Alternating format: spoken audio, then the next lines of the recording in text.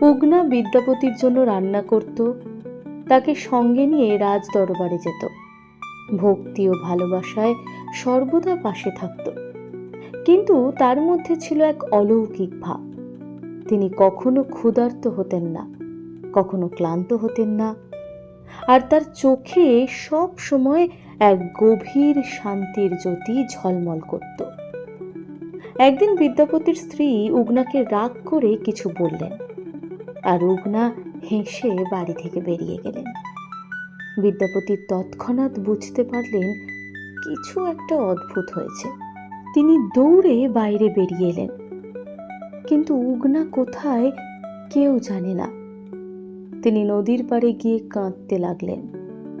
হঠাৎ আকাশে বজ্রধ্বনি, গন্ধে ভরে উঠল চারদিক, আর তার সামনে দেখা দিল স্বয়ং মহাদেব শিব, জটা জুটে গঙ্গা, গলায় সাপ, ত্রিশূল হাতে।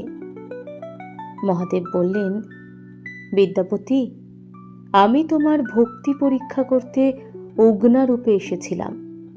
তুমি আমার সত্য ভক্ত, তাই আজ থেকে যেখানে আমার নাম নেবে আমি সেখানেই উপস্থিত থাকব। বিদ্যাপতি কাঁদতে কাঁদতে শিবের পায়ে লুটিয়ে পড়লেন।